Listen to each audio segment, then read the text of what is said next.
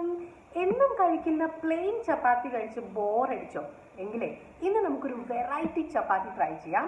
ഉണ്ടാക്കാൻ വളരെ സിമ്പിളാണ്, ടേസ്റ്റ് പവർഫുൾ ആണ്. ഓക്കെ, അപ്പോൾ വളരെ കുറച്ച് സമയം കൊണ്ട് നമുക്കിത് ഉണ്ടാക്കാം. ഇങ്ങനെ ചപ്പാത്തി ഉണ്ടാക്കി കഴിച്ചാൽ നിങ്ങൾക്ക് പിന്നെ പ്ലെയിൻ ചപ്പാത്തിയോട് അത്ര താല്പര്യം ഉണ്ടാവില്ല.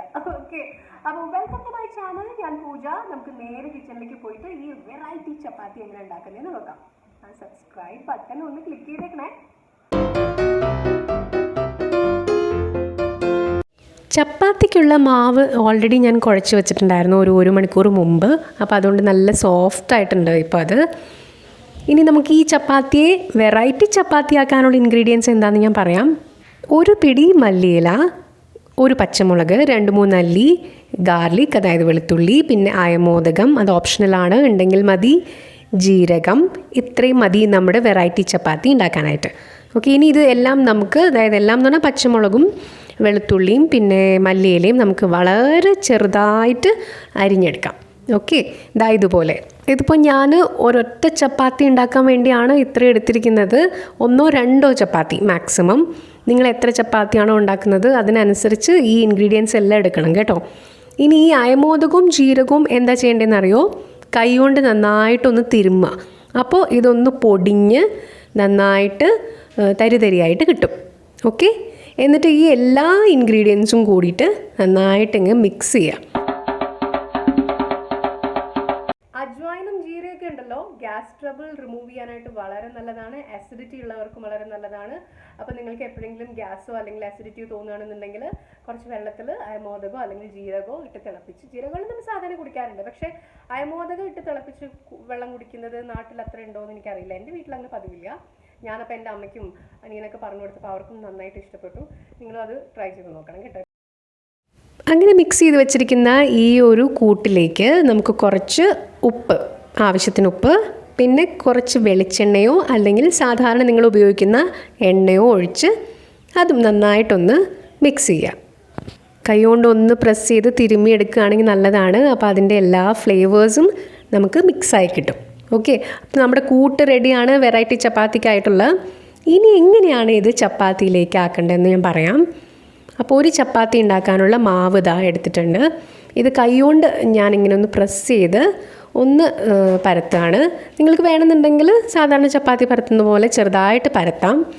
അതിനുശേഷം നമുക്ക് ഈ കൂട്ട് ഇതിലേക്ക് പ്രസ് ചെയ്ത് കൊടുക്കണം. ഓക്കെ, നിങ്ങൾ പറയും അപ്പോൾ ഇത് മാവിൻ്റെ കൂടെ, അതായത് പൊടിയുടെ കൂടെ അങ്ങ് കൂട്ടി കുഴച്ചാൽ പോരെ, അതല്ലേ എളുപ്പം എന്ന്.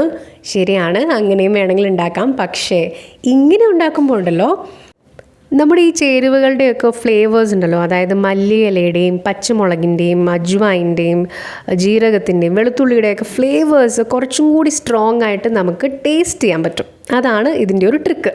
ഓക്കെ, അപ്പോൾ ഇതെല്ലാം നന്നായിട്ട് 2 സൈഡിലും ഇങ്ങനെ വെച്ച് നന്നായിട്ടൊന്ന് പ്രസ് ചെയ്ത് കൊടുക്കുക. ഓക്കെ, അത് ഇളകി പോരാത്ത രീതിയിൽ പ്രസ് ചെയ്ത് കൊടുക്കുക. എന്നിട്ട് കൈ കൊണ്ട് ഒന്നുകൂടെ ഒന്ന് പരത്തണം. പിന്നെ കുറച്ച് പൊടി ഇതിൻ്റെ മുകളിലേക്ക് വിതറിയിട്ട് പരത്തുക. ഓക്കെ, പരത്തുമ്പോൾ ശ്രദ്ധിക്കണം, പെട്ടെന്ന് പരത്തരുത്. കുറച്ച് സ്ലോലി സമയമെടുത്ത് പരത്തി എടുക്കുക. ഞാനിപ്പോൾ എന്തായാലും എൻ്റെ ഈ ഒരു ക്യാമറ ഉണ്ടല്ലോ, അത് ഞാൻ ഒരു കൈ കൊണ്ടാണ് പിടിച്ചിരിക്കുന്നത് കേട്ടോ. അതുകൊണ്ട് ഞാൻ ഒറ്റ കൈ കൊണ്ടാണ് അഭ്യാസം ചെയ്യുന്നത്. എൻ്റെ ട്രൈപോഡ് കണ്ടില്ല, അതുകൊണ്ട് ഞാൻ ഒരു കൈയിൽ ക്യാമറയും ഒരു കൈ കൊണ്ട് പരത്തും ഒക്കെ ചെയ്തുകൊണ്ടിരിക്കുകയാണ്. അതുകൊണ്ടാണ് അങ്ങോട്ടും ഇങ്ങോട്ടൊക്കെ പോകുന്നത്. അപ്പോൾ നിങ്ങൾ ഇതുപോലെ നന്നായിട്ട് ആ ഇൻഗ്രീഡിയൻസൊക്കെ പ്രസ് ചെയ്ത് പരത്തിയെടുക്കുക. ഞാനിത് പരത്തിയെടുത്ത് കഴിഞ്ഞപ്പോൾ ഉണ്ടല്ലോ കുറച്ച് കട്ടി കൂടിപ്പോയി തോന്നുന്നു. ഞാൻ പറഞ്ഞില്ലേ ഒറ്റക്കൈ കൊണ്ട് പരത്തിയതിൻ്റെ കുഴപ്പമാണ്. നിങ്ങൾ പരത്തുമ്പോൾ നന്നായിട്ട് കനം കുറച്ച് ചപ്പാത്തി പരത്തണം, ഇല്ലെങ്കിൽ എന്താ പറയുക കുറച്ച് കട്ടിയാവും നമ്മൾ കഴിക്കുമ്പോൾ. ഓക്കെ, ഇപ്പോൾ റെഡിയാണ്. നമ്മുടെ എല്ലാ ഇൻഗ്രീഡിയൻസും എന്താ പ്രസ്സായി കഴിഞ്ഞു. ഇനി നമുക്ക് ഇത് ചപ്പാത്തി ഉണ്ടാക്കാം. ഓക്കെ, അപ്പോൾ നിങ്ങൾ എണ്ണയാണോ നെയ്യാണോ എന്താണോ ഉപയോഗിക്കുന്നത് അതതിൻ്റെ മുകളിലേക്ക് കുറച്ച് ഒഴിച്ചു കൊടുക്കുക. എന്നിട്ട് അപ്പുറത്തെ സൈഡും നന്നായിട്ടൊന്ന് ഒരു മൊരിഞ്ഞ് വരുന്ന വരെ, അതായത് ഒരു ബ്രൗൺ കളർ ആവുന്ന വരെ മറിച്ചും തിരിച്ചു വിട്ടിട്ട് ഉണ്ടാക്കുക. അത്രയേ ഉള്ളൂ. സിമ്പിളാണ് കണ്ടോ. ഇതിപ്പോൾ ഞാൻ കട്ടി കൂടി പറഞ്ഞില്ലേ എൻ്റെ ചപ്പാത്തി ഉണ്ടാക്കിയത്, അതിൻ്റെയാണ് ഇപ്പോൾ ഈ കാണുന്നത്. അപ്പോൾ കഴിക്കുമ്പോൾ കുറച്ച് കട്ടിയാവും, ഒരു രസം ഉണ്ടാവില്ല. ഓക്കെ, നല്ലൊരു അയമോദകത്തിൻ്റെയും ജീരകത്തിൻ്റെയും പച്ചമുളകിൻ്റെയൊക്കെ ഒരു സ്മെല്ല് വരുന്നുണ്ട്, പിന്നെ വെളുത്തുള്ളിയുടെയും. ഇതിൻ്റെ കൂടെ കൂട്ടിക്കഴിക്കാൻ ഇനി കറിയൊന്നും ഉണ്ടാക്കേണ്ട ആവശ്യമില്ല. ഇതിൻ്റെ കൂടെ നല്ല കട്ടി തൈരും എരിവുള്ള ഏതെങ്കിലും അച്ചാറും ഉണ്ടെന്നുണ്ടെങ്കിൽ ഗംഭീരായി. ഓക്കെ, എങ്ങനെയുണ്ടായിരുന്നു നമ്മുടെ variety chapati? കലക്കിയില്ലേ?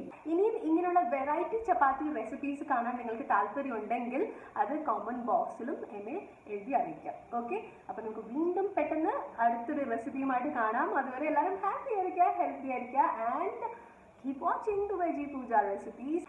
See you next time. Bye bye.